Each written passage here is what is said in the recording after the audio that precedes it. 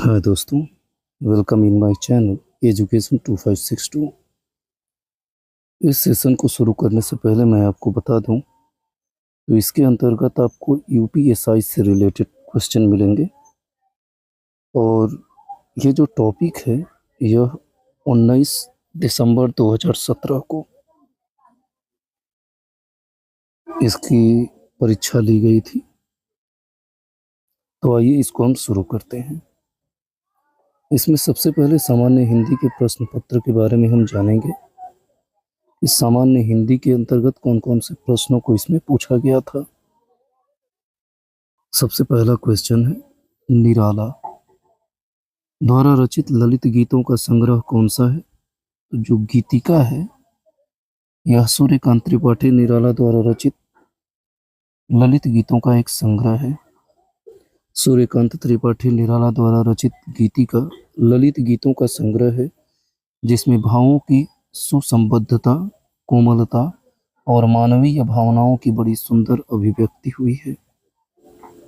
Next question, काठ की हांडी बार बार नहीं चढ़ती, इस लोकोक्ति का अर्थ क्या है? छल कपट का व्यवहार हमेशा नहीं चलता। नेक्स्ट क्वेश्चन, जब से है आंख लगी तब से न आंख लगी, इसमें कौन से अलंकार का प्रयोग हुआ है? इस पंक्ति के अंतर्गत विरोधाभास अलंकार है। प्रस्तुत पंक्ति में विरोधाभास अलंकार है। जहां दो वस्तुओं में वास्तव में विरोध न हो, मात्र विरोध का आभास हो, वहां विरोधाभास अलंकार होता है। नेक्स्ट क्वेश्चन, किन शब्दों से वचन की पहचान नहीं होती है? क्रिया विशेषण से, बाकी संज्ञा से, क्रिया से और विशेषण से, इन तीनों से वचन की पहचान होती है। संज्ञा सर्वनाम, क्रिया तथा विशेषण के जिस रूप से संख्या का बोध होता है उसे वचन कहते हैं। क्रिया विशेषण से वचन की पहचान नहीं होती, यह क्रिया की विशेषता को बताता है। नेक्स्ट, अगला प्रश्न है कि कोई कमाए कोई खाए, इसके अर्थ को दर्शाती सही लोकोक्ति कौन सी है? अंधी पीसे कुत्ता खाए, यह जो लोकोक्ति है इसका अर्थ है कोई कमाए कोई खाए। नेक्स्ट क्वेश्चन, अगले प्रश्न के अंतर्गत यह निबंध मैं लिखा हूं, इस अशुद्ध वाक्य के लिए निम्न में से शुद्ध वाक्य का चयन कीजिए। इसके अंतर्गत यह निबंध मैंने लिखा है, यह कथन सही होगा। अगला प्रश्न है, जब कोई बात सीधे साधे रूप में न कहकर किसी के माध्यम से कही जाए तो वहां कौन सा अलंकार होता है? वहां पर अन्योक्ति अलंकार होता है। आइए अन्योक्ति अलंकार के बारे में जानते हैं। जब कोई बात सीधे साधे रूप में न कहकर किसी के माध्यम से कही जाए तो वहां अन्योक्ति अलंकार होता है। नेक्स्ट, अगले प्रश्न में दिया है रिक्त स्थान भरे। शरीर की सुंदरता रिक्त स्थान है, उसका चेहरा और चेहरे की सुंदरता रिक्त स्थान है, उसकी आंखें। शरीर की सुंदरता होता है, उसका चेहरा और चेहरे की सुंदरता होती है, यानी कि विकल्प डी सही होगा। नेक्स्ट क्वेश्चन, अगले वाक्य में दिए गए वाक्यों में से सही वाक्य बताइए। तो इसके अंतर्गत यद्यपि वह बीमार था तथापि वह मेले में गया था, यह वाक्य सही है। नेक्स्ट क्वेश्चन, इनमें से कौन सी बोली मध्य प्रदेश की प्रमुख बोलियों में नहीं है? तो जो बांगर बोली है यह मध्य प्रदेश की बोली नहीं है। इसके अलावा मालवी, निमाड़ी और बुंदेली यह जो है मध्य प्रदेश की बोलियां हैं। जबकि अगर बांगरू की बात की जाए तो बांगरू को हरियाणी अथवा हरियाणवी कहते हैं, यह हरियाणा राज्य की बोली है। नेक्स्ट क्वेश्चन, मैथिली के सुप्रसिद्ध कवि कौन है? विद्यापति। विद्यापति जो है मैथिली के सुप्रसिद्ध कवि हैं। विद्यापति भारतीय साहित्य की भक्ति परंपरा के प्रमुख स्तंभों में से एक और मैथिली के सर्वोपरि कवि के रूप में जाने जाते हैं। इन्हें वैष्णव और शैव भक्ति के सेतु के रूप में स्वीकार किया गया है। मिथिला के लोगों को देसिल बयाना सबजन मिठा का सूत्र देकर इन्होंने उत्तरी बिहार में लोक भाषा की जन चेतना को जीवित करने का महती प्रयास किया है। नेक्स्ट, आगे प्रश्न में दिया है विद्वान का स्त्रीलिंग बताइए। इसका स्त्रीलिंग शब्द विदुषी होता है। नेक्स्ट क्वेश्चन, इसमें से जल का समानार्थी शब्द नहीं है। तो जो नल है यह जल का समानार्थी नहीं है। इसके अलावा पानी, नीर और अम्बु यह जल के समानार्थी शब्द हैं। नेक्स्ट क्वेश्चन, जमीन पर पैर न पड़ना, इस मुहावरे का सही अर्थ बताइए। अभिमानी होना। हालांकि किंतु परीक्षा संस्था यूपीपीआरपीबी ने इस प्रश्न का विकल्प सी यानी कि कल्पनाशील होना उत्तर सही माना है। नेक्स्ट क्वेश्चन है, दिए गए वाक्यों में से सही वाक्य बताइए। तो इसके अंतर्गत हरीश सज्जन व्यक्ति है, यह जो वाक्य दिया है यह बिल्कुल सही है, बाकी सारे वाक्य गलत हैं। नेक्स्ट क्वेश्चन, रिक्त स्थान भरें। भारत विश्व की उन प्रथम सभ्यताओं में से है जहां सिक्कों का प्रचलन शुरू हुआ था, यानी कि रिक्त स्थान के अंतर्गत प्रचलन शब्द को भरा जाएगा। नेक्स्ट क्वेश्चन, उपमेय और उपमान के बीच समानता बताने वाले शब्दों को क्या कहते हैं? उसको वाचक कहा जाता है। उपमेय और उपमान के बीच समानता बताने वाले शब्दों को वाचक शब्द कहते हैं।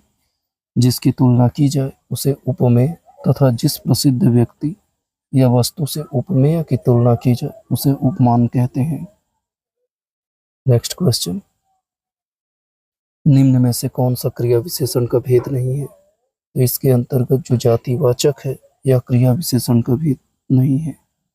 इसके अलावा स्थानवाचक, परिमाणवाचक और रीतिवाचक यह तीनों क्रिया विशेषण के प्रकार हैं।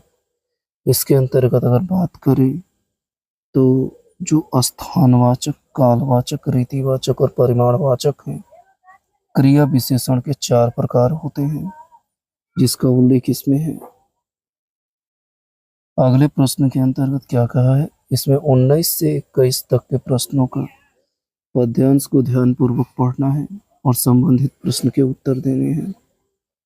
इसमें दिया है जन्म लेते जगह में एक ही पौधा उन्हें है पालता, रात में उन पर चमकता चांद भी एक ही सी चांदनी है डालता, छेद कर काटा किसी की उंगलियां, फाड़ देता है किसी का वरवसन, प्यार में डूबी तितलियों के पर कतर, और है वेद देता श्यामतन, फूल लेकर तितलियों को गोद में, भौर को अपना अनूठा रस पिला, निस्सुगंधों का निराले ढंग से, है सदा देता कली का जी खिला, है खटकता एक सबकी आंख में, दूसरा है सोहता सुरसीस पर, किस तरह फूल की बड़ाई काम दे, जो किसी में हो बड़प्पन की कसर। तो इस पंक्ति से संबंधित जो प्रश्न है इसमें कह रहा है कि इस वाक्यांश में किसे महत्व दिया गया है? इसमें चरित्र और स्वभाव को महत्व दिया गया है। नेक्स्ट क्वेश्चन है, निम्न में से कौन सा बड़प्पन शब्द में प्रत्यय है? तो इसमें पन शब्द जो है प्रत्यय है। नेक्स्ट क्वेश्चन, निम्न में से कौन सा फूल शब्द का पर्यायवाची है? प्रसून। प्रसून जो है यह फूल शब्द का पर्यायवाची है। फूल शब्द के और भी पर्यायवाची हैं जिसमें पुष्प, कुसुम, सुमन इत्यादि है। जलज तथा कमल का समानार्थी शब्द है, जबकि मधु का अर्थ भौरा होता है। नेक्स्ट क्वेश्चन, इनमें से तुरंग किसका समानार्थी शब्द है? घोड़ा का। बाकी इसके अलावा घोटक, अश्व और है यह घोड़ा के समानार्थी शब्द हैं। नेक्स्ट क्वेश्चन, लोहा मानना मुहावरे का अर्थ क्या है? श्रेष्ठता स्वीकारना। लोहा मानना मुहावरे का अर्थ होता है श्रेष्ठता स्वीकारना। नेक्स्ट क्वेश्चन, विश्व में रिक्त स्थान 5 व्यक्तियों में से 4 व्यक्ति विकास रिक्त स्थान देश में रहते हैं। विश्व में प्रत्येक 5 व्यक्तियों में से 4 व्यक्ति विकासशील देश में रहते हैं, यानी कि एक रिक्त स्थान में प्रत्येक और दूसरे रिक्त स्थान में शील भरा जाएगा। अगला क्वेश्चन है, विशेषण में तुलना के आधार पर कितनी अवस्थाएं होती हैं? 3 अवस्थाएं, मूलावस्था, उत्तरावस्था और उत्तमावस्था। ये 3 अवस्थाएं विशेषण में तुलना के आधार पर की अवस्थाएं हैं। नेक्स्ट क्वेश्चन, विप्सा अलंकार को दूसरे किस नाम से जाना जाता है? इसे पुनरुक्ति प्रकाश अलंकार के नाम से जाना जाता है। बात अगर विप्सा अलंकार की आती है तो आइए इसके बारे में थोड़ा सा और एक्सप्लेनेशन जानते हैं।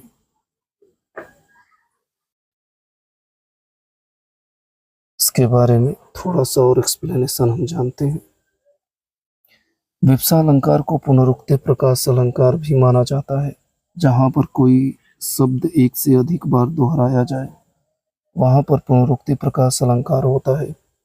जहाँ पर आदर, हर्ष, शोक, विस्मयादि बोधक भावों को प्रभावशाली रूप से व्यक्त करने के लिए शब्दों की पुनरावृत्ति हो, वहाँ पर विप्सा अलंकार होता है। यद्यपि कुछ विद्वान दोनों को अलग अलग मानते हैं। नेक्स्ट क्वेश्चन है, सीमित शब्द का बहुवचन क्या होगा? समिति शब्द का बहुवचन क्या होगा? समितियां। अगला प्रश्न है, लीचू किस भाषा का शब्द है? चीनी। लीचू चीनी भाषा का शब्द है।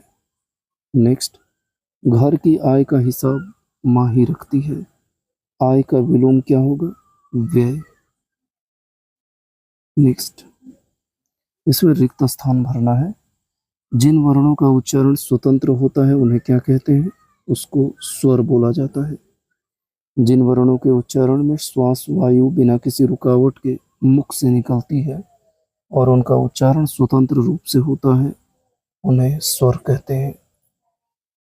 नेक्स्ट क्वेश्चन, रांगड़ी बोली कहाँ बोली जाती है? यह हरियाणा में बोली जाती है। रांगड़ी, बांगर यह सभी हरियाणा राज्य की बोलियां हैं। नेक्स्ट, हरिवंश राय बच्चन ने अपने इंग्लैंड प्रवास काल में कौन सा गीत संग्रह लिखा था? प्रणय पत्रिका। प्रणय पत्रिका की रचना हरिवंश राय बच्चन ने इंग्लैंड प्रवास काल में किया था। हरिवंश राय बच्चन अप्रैल 1952 से जून जुलाई 1954 तक इंग्लैंड प्रवास में रहे। इस दौरान उन्होंने प्रणय पत्रिका लिखा। उन्होंने आरती और अंगारी में भी पद परिवार से दूर हटकर या रहकर अपने आत्मीयों परिजनों की अंतरंग स्मृतियों की रागात्मक अनुभूति प्रस्तुत की। प्रणय पत्रिका के पूर्व इन्होंने मिलन यामिनी लिखी थी। नेक्स्ट क्वेश्चन, बाह का सामान्य बहुवचन क्या होगा? इसका बहुवचन होता है बाहे। नेक्स्ट, मधुशाला किसके द्वारा रचित है? यह हरिवंश राय बच्चन के द्वारा रचित है। मधुशाला, निशानी मंत्रण, सतरंगिनी, दो चट्टाने, मिलन यामिनी, मधुकलश यह सभी रचनाएं हरिवंश राय बच्चन के द्वारा लिखी गई है। अगला प्रश्न है, क्रिया के जिस रूप से वर्तमान में क्रिया के संदेह का बोध हो वह कौन सा काल होता है? वहां पर संदिग्ध वर्तमान काल होता है। नेक्स्ट प्रश्न है, व्यक्ति का गौरव तथा रिक्त स्थान की एकता रिक्त स्थान द्वारा सुनिश्चित होते हैं।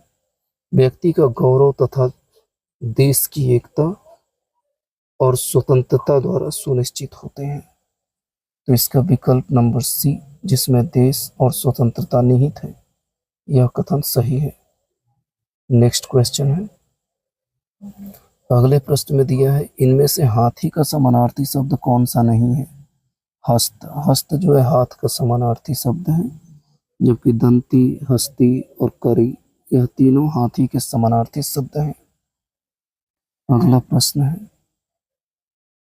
निम्न में से कौन सा शब्द बिल्ली का शब्द का पुल्लिंग है? बिल्ला और बिलाव, यह दोनों शब्द जो हैं यह पुल्लिंग है। नेक्स्ट, दिए गए वाक्यों में से सही वाक्य बताइए। इसमें उसका अंग अंग काटा गया, यह जो वाक्य है यह बिल्कुल सही है। नेक्स्ट, इस सेशन का आखिरी प्रश्न है, हानि का विलोम शब्द क्या होगा? तो हानि का विलोम शब्द होगा लाभ। इस तरह से हिंदी क्वेरी के अंतर्गत जो आपके 40 प्रश्न हैं वह समाप्त होते हैं और इसके अंतर्गत जो 40 प्रश्न आपके हैं यह 19/12/2017 की परीक्षा से संबंधित हैं। दोस्तों, जाते जाते मैं आपको एक चीज़ और बता दूं कि यूपीएसआई से रिलेटेड अगर कोई किसी टेस्ट सीरीज को स्टडी कर उसकी प्रैक्टिस करना चाहता है तो उसके अंतर्गत जो यूथ पब्लिकेशन की किताब है, यूथ पब्लिकेशन के अंतर्गत इसकी एक पतली किताब बनाई गई है कुछ सीरीज के साथ जो 2017 की है। लेकिन जो रिसेंटली यूपीएसआई का पेपर बीता है उससे संबंधित एक यूथ पब्लिकेशन का एक नया बुक पब्लिश किया गया है, आप उसको लेकर के अच्छे से प्रैक्टिस कर सकते हैं। नहीं तो फिर मैं तो समय समय पर इस तरह की वीडियो अपलोड करता रहूँगा। फिलहाल में मैंने हिंदी से रिलेटेड क्वेश्चंस को पहले उठाए हैं और हिंदी के जितने भी सीरीज हैं मेरे पास, चाहे वो 2017 की हो या फिर 2021 की हो, पूरी तरह से हम उसको कंप्लीट करेंगे। तो मिलते हैं हम अगले वीडियो के सेशन में। जय हिंद दोस्तों।